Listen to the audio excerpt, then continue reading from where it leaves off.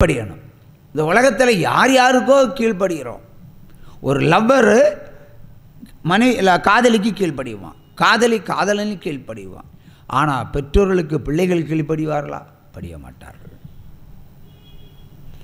வாத்தியார் பேச்சுக்கு பிள்ளை கீழ்ப்படியணும், மாணவி கீழ்ப்படியணும், மாணவன் கீழ்ப்படியணும். இன்னைக்கு கீழ்ப்படிவாங்களா? எல்லாம் தலைகீழ, எல்லாமே தலைகீழாக மாறிவிட்டது இந்த உலகம். அவரவர்கள் செய்த பாவத்து நிமித்தம் இந்த உலகம் முடிய போகிறது. முடிச்சு வைக்கிறார்.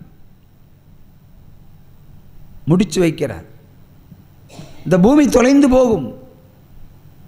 யாருக்குனே உருண்டையாக இருக்குது, அது உருண்டே போயிடும். ஒரு தேடி தான் கண்டுபிடிக்கணும். எத்தனை நாள் இருப்பீங்கன்னு சொல்ல முடியாது, எத்தனை காலம் இருக்குன்னு சொல்ல முடியாது.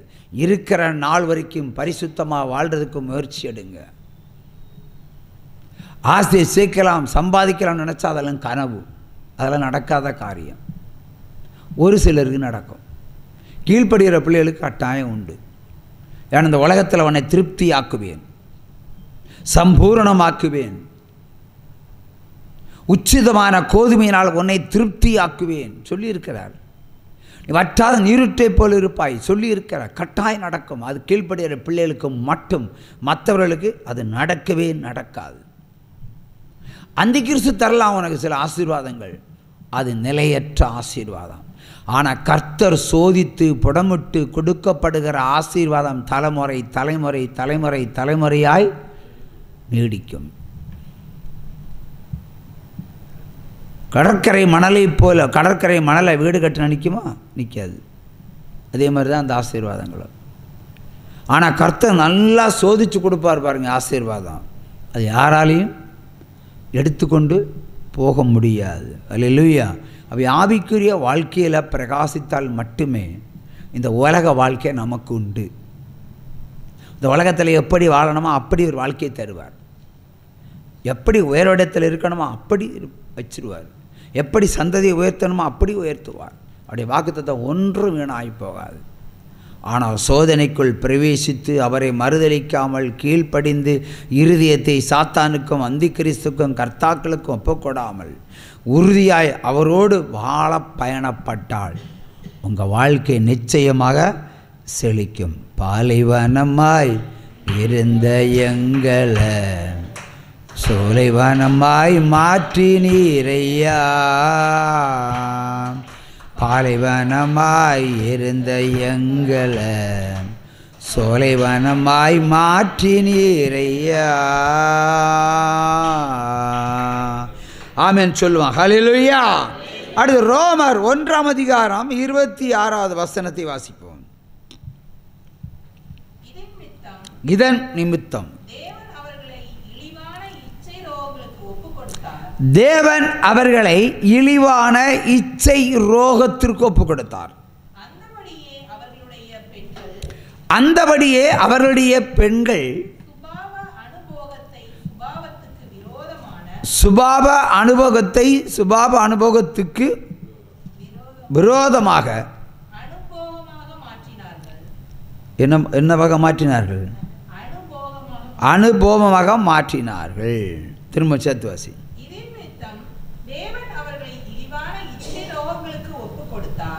அந்தபடியே அவர்களுடைய பெண்கள் சுபாவ அனுபவத்தை சுபாவத்துக்கு விரோதமாக அனுபவமாக மாற்றினார்கள். ஹல்லேலூயா. இதில் என்ன ரகசியம்? ஒரே வேர்டு தான். இச்சை ரோகம்.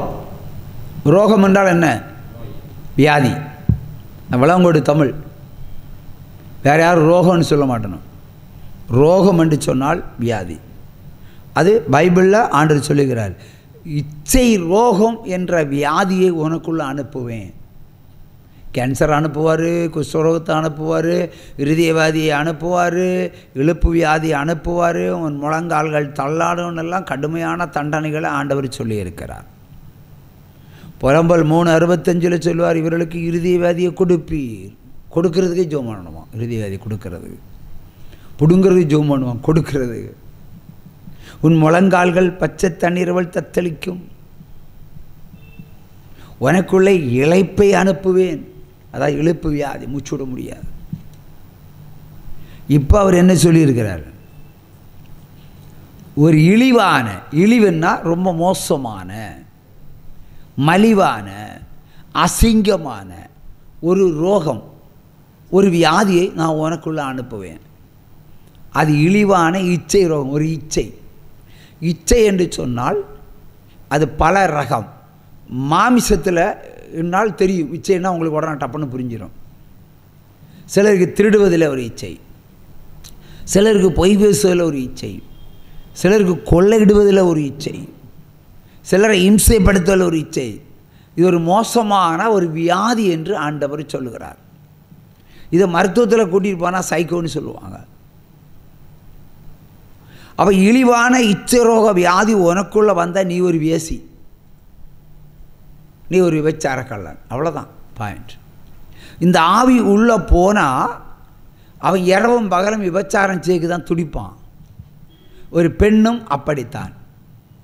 அந்த ஆவியை தேவன் அனுப்பினால் சுபபோகமாய் வாழுவதற்கு சுபபோகத்தை விரும்பியே நடப்பாங்க.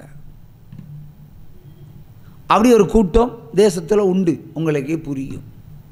பாம்பேயில் லைசன்ஸே கொடுத்துருக்காங்க விபச்சார விடுதி நடத்துவதற்கு, ரெட் லைட் ஏரியா. இங்கேருந்து போகிறவங்கெல்லாம் நேரம் அங்கே தான் போவாங்க. அப்போ இங்கேருந்து ஒருத்தன் அங்கே போகிறான்னா, அந்த இடத்துக்கு போகிறான்னா அவனுக்கு என்ன வியாதி இருக்கணும்? இழிவான இச்சை ரோகம் இருக்கணும். வேசித்தனம் புரிவதில் அவனுக்கு ஒரு மிகவும் மகிழ்ச்சி உண்டாகும். ஆகவே இழிவான இச்சை ஒரு ஸ்திரீக்கு வந்துச்சுன்னா அவனும் அப்படி தான். எத்தனை ஆம்பளைக்கு அடங்க மாட்டான். புருஷன் கிளி மாதிரி இருந்தாலும், ராஜா மாதிரி இருந்தாலும், குரங்கு மாதிரி 50 பேரை வச்சுருப்பான். அதே மாதிரி திருப்பி போடுவோம். கிளியப்பற்ற மாதிரி மனைவி இருந்தாலும் கிளி ஒரு குரங்கு மாதிரி ஒரு வைப்பாட்டி வேணும்னு சொல்லுவாங்க. அந்த இழிவான இச்சை ரோகம் ஒரு மனிதனுக்குள்ளே வந்துச்சுன்னா அவன் லைஃப் முடிஞ்சு போச்சு. கோவை மாவட்டத்தில் இருந்து ஒரு பள்ளியாடியை சேர்ந்த ஒரு சகோதரன் அங்கே ஒரு மெடிக்கல் ஸ்டோரில் வேலை பார்க்குறான். நாங்கள் வெளியிட்ட ஒரு புத்தகம், 2020 வெளியிட்ட ஒரு புத்தகம் கோயம்புத்தூர் காரூணியா பல்கலைக்கழகத்தில் கொண்டு கொடுத்துட்டு வந்தோம் கூட்டத்தில். திரும்ப வரும்போது என் ஊர் பள்ளியாடி, நான் ஊருக்கு போய் 10-30 வருஷம் ஆயிடுச்சு. ஏன் போகலை? ஒரு பாவம் செய்தேன் பிரதர், வாழ்க்கையே போச்சு. கையை தட்டுங்க. அப்படி என்ன பிரச்சனை? அது ஒரு வியாதி வந்து தாக்குச்சு. சாவு வரைக்கும் இந்த வியாதி ஒன்றை விட்டு போகாதுன்னு சொன்னாங்க. சாவு வரைக்கும் இந்த வியாதி என்னை விட்டு போகான்னு சொன்னாங்க. வீட்டில் கல்யாணம் பண்ணி வைக்க ஆசைப்படுறாங்க. நான் ஓடியே போயிட்டேன். எனக்கு கல்யாணம் பண்ணுறக்கூடிய தகுதி இல்லைன்னு சொல்லிட்டு ஓடி வந்துட்டேன். திரும்ப போகல. அம்மா எப்படி இருக்காங்க, அப்பா அப்படி இருக்காங்க, இதையும் பார்த்ததே கிடையாது. நான் இங்கே ஒரு மெடிக்கல் ஸ்டோரில் வேலை பார்க்குறேன். ஏன் மெடிக்கல் ஸ்டோரில் வேலை பார்க்குறேன்னா, ஒவ்வொரு மெடிக்கல் ஸ்டோர்லேயும் ப்ரிஸ்கிரிப்ஷனை கொண்டு கொடுத்து மருந்து வாங்கும்போது என்னை வேறு விதமாய் பார்க்கிறார்கள். ஆகவே என்னுடைய சம்பளத்துக்கு நான் மருந்து வாங்கி சாப்பிட்டு லாட்ஜில் தங்கி வாழ்ந்துட்டு இருக்கிறேன்னு சொல்லுகிறான் பாருங்க. ஒரு சம கையை தட்டுங்க. ஒரு பாவத்தால் ஒரு மனிதனுடைய வாழ்க்கை புரட்டி போடப்படுகிறது. ஒரு அருமையான மனைவியை கல்யாணம் பண்ணுறதற்கு அவனுக்கு தகுதி இல்லாமல் போய்விடுகிறான். வாழ்க்கை முழுக்க மருந்து, சொந்த பந்தத்தோடு கலக்க முடியவில்லை, திருமண நிகழ்ச்சிகளுக்கு கலந்து கொள்ள முடியவில்லை. அவனுடைய வாழ்க்கை பட்டமரமாக மாறிவிட்டது. அவனுடைய ஆதங்கம், அந்த வேதனை அழகாய் சொல்லுகிறான். ஒவ்வொரு மெடிக்கல் ஸ்டோரில் மருந்து வாங்கும்போதெல்லாம் என்னை வேறு விதமாய் பார்க்கிறார்கள். பெண்கள் மருந்தெடுத்து கொடுக்கும்போது நகைக்கிறார்கள். ஆகவே மெடிக்கல் ஸ்டோரில் வேலையை அமர்த்தி கொண்டு அங்கேயே வேலை செய்து அங்கேயே காசு கொடுத்து அங்கேயே மருந்தை வாங்கி நானே சாப்பிட்டுட்டு நானே இருக்கிறேன், லாட்ஜில் தங்குறேன். ஒரு பாவம் ஒரு மனிதனுடைய வாழ்க்கையை பட்டமரமாக மாற்றி விட்டது. அவனுடைய சுதந்திர பாக்கியத்தை தடுத்து விட்டது. அவனுடைய பிள்ளை செல்வம் சந்ததி இல்லாமல் பண்ண முடிச்சுது. பாவம் எவ்வளோ பெரிய கொடியது. பாவம் செய்யாமல் இருப்பது மேலான காரியம். பாவத்தை செஞ்சுட்டு மன்னிப்பு தாங்கன்னு கேட்டாலும் அவர் மன்னிக்க மாட்டார். மன்னிக்கிற இயேசு கிறிஸ்து அல்ல. அப்படின்னா இயேசு கிறிஸ்து உயிர்த்தெழுந்து பரலோகத்துக்கு போனதுமே பொய் சொன்னால் அனானியா சப்பீரியாவில் ஆண்டவர் மன்னிச்சிருக்கணும். மன்னிச்சிருக்காரா? மன்னிக்கல, கொன்றார்.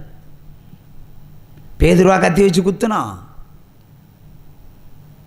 ஆவினால் கொன்றுபட்டார் இல்லையா? யூதாசை எடுத்துக்கொள்ளும் காட்டி கொடுத்தாரு. ஆலயத்தில் அந்த காணிக்கை எனக்கு வேண்டான்னு திரும்ப எரிஞ்சான், கதறினான், அழுதான், புரண்டான். கொடுத்தாரா மன்னிப்பு? நானும் தூங்கி சாக வச்சுட்டார்ல நம்ம தேவன். அவனா செத்துருப்பான்? என்னை காட்டி கொடுத்ததுக்கு தூக்கு போட்டு செத்துடுறான்னு சொன்னார். அவன் போய் செத்தான். என் காப்பாத்தலையா ஆண்டவர்? அழுதானே, ஐயோ நீதிமானை காட்டி கொடுத்தேன், நீதிமானை காட்டி கொடுத்தேன்னு சொல்லி கதறினான், மனந்திருந்தினான், அழுதான், புரண்டான். இறங்கினாரா தேவன்? இறங்கலையே. கல்வாரியில் 2 பேர் நிற்கிறாங்க, 2 திருடர்கள். ஒருத்தன் விசுவாசத்தினால் பரலோகத்துக்கு போனான், ஒருத்தன் நம்பிக்கை இல்லாமல் புலம்புறான். மன்னிச்சிருக்கலாம்ல அவனையும் கூட. வலது பக்கத்தில் இருக்கன்னு சொன்னார், நீ எங்கூட பரதேசில் இருப்பாய். இடது பக்கத்தில் சொல்ல வேண்டியதானே, ஏன் சொல்லலை? உனக்கு மன்னிப்பை தரமாட்டேன்டா. அதே மாதிரி உங்களையும் பார்த்து சொல்லுவார். பரிசுத்தம் வேண்டும், கீழ்ப்படுதல் வேண்டும், பாவம் செய்யாத உள்ள வேண்டும். பாவம் செய்திருந்தால் உலகத்தில் பாவம் செய்யாமல் இருக்க மாட்டான். ஒருதான் செய்திருந்தா பாவ நிவாரண பலி செலுத்து. ஒரு ரூட்டை வச்சிருக்க, ஒரு வாசலை வச்சிருக்கிறாரு. நீ பாவம் செய்து கொள்ள வியாதியில் சாகண்டா, பாவ நிவாரண பலி செலுத்தி எனக்கு பிள்ளையா வா என்று அழைக்கிறார். அதுக்கு தானே அவர் கூப்பிடுறாரு. ஆனால் வரமாட்டீங்க. பேசித்தனத்தை பண்ணிட்டு 100 பேர்கிட்ட சொல்லுவீங்க. ஆனால் பாவ மன்னிப்பை ஒருத்தர்கிட்ட சொல்லலாம்ல. அதுக்கு பேர் தானே அறிக்கை. மனசுக்குள்ளே வச்சு பூட்டி புதைச்சி வைக்கிறது. அது பிற்காலத்தில் 60க்கு மேலே ஒரு கேன்சராக எட்டி பார்க்கும். கர்ப்பபாத்தில் கட்டியாய் வரும், இருதயத்தில் ஓட்ட வரும், நுரையீரல் பஞ்சர் ஆகும். வாழ்க்கை சுடுகாடு. சம்பாதிச்சது, சேர்த்து வச்சது, வட்டி கெடுக்கிறது எல்லாம் கொண்டு மருத்துவருக்கு கொடுக்கணும். கேன்சர்னால் தப்ப முடியாதுன்னு தெரியும். ஆனால் நீ விற்று விற்று மருத்துவருக்கு கொடுப்ப, கடைசியில் பணத்தை எடுத்து புதைச்சிருவ. கடனை வச்சுக்கிட்டு போகிறான். அந்த கேன்சர் ஆவி யார் புதைக்கிறது?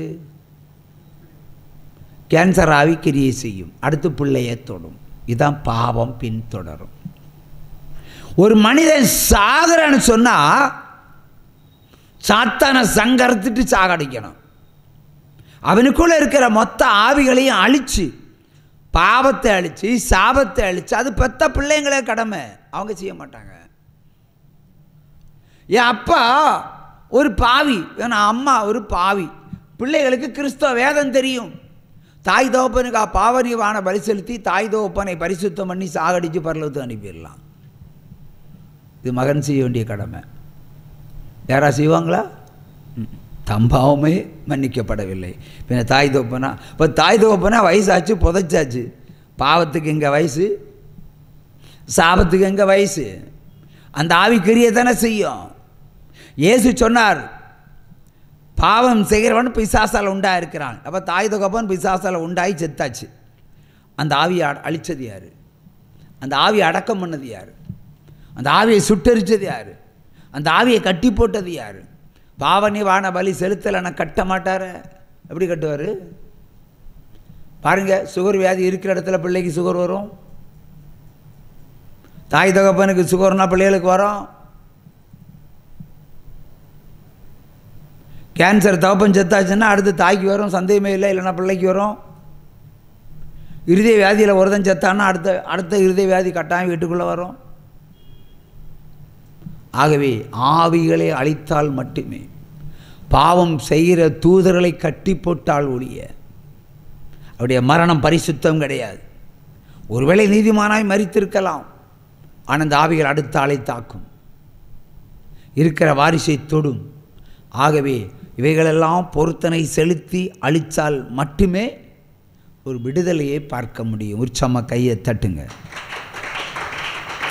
உலக ஆசீர்வாதம் அல்ல ஜீவ ஒளி ஜபக்கோபுரம், பரலோகத்துக்குரிய ஆசீர்வாதம். இந்த உலகத்தில் நீங்கள் வேலை செஞ்சு நீங்கள் தான் சம்பாதிக்கணும். நீங்கள் வேலை செஞ்சால் உங்களுக்கு காசு வரும். சும்மா இருந்தவனுக்கு காசு வராது. எவ்வளவு தேவையோ அதுக்கேற்ற உழைப்பை நீங்கள் பெருக்கினால் அதற்கேற்ற வருமானத்தை அவர் தருவார். சர்ச்சுக்கு வந்துடும் காசு கிடைக்கணும்னு நினச்சா நடக்காது. அது ஒரு சிலர் கொடுத்துருவார். ஏன்னா சாரி பார்த்து கொடுத்தாருலாம், 7 வருஷம் விதைக்கல, அறுக்கல, சும்மா இருந்து சாப்பிட்டாங்க. ஏன் 8ஆம் வருஷம் கொடுக்கல? 8ஆம் வருஷம் கொடுக்கல, 7 வருஷம் மாதிரி தானே பஞ்சம்.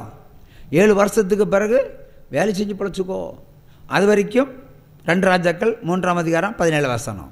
காற்றையும் காண மாட்டாய், மழையும் காண மாட்டாய், ஆனாலும் நீ உன் ஆடு மாடுகள் குடிக்கத்தக்கதா தண்ணி இருந்த பள்ளத்தாக்கிலே நிரப்பப்படும். அவ கொடுத்த ஒரு பொருத்தனை பலி 7 ஆண்டு காலம் சாப்பிட வைத்தது. அல்லையே, உற்சவமாக கையை தட்டலாம். ஆகவே பாவம் மிக பெரிய ஒரு ஆயுதம். தகப்பன் பாவம் செய்தா அது பிள்ளைக்கு வரும், இல்லைன்னா மகளுக்கு வரும். அதை அழிக்கிறதுக்கு தான்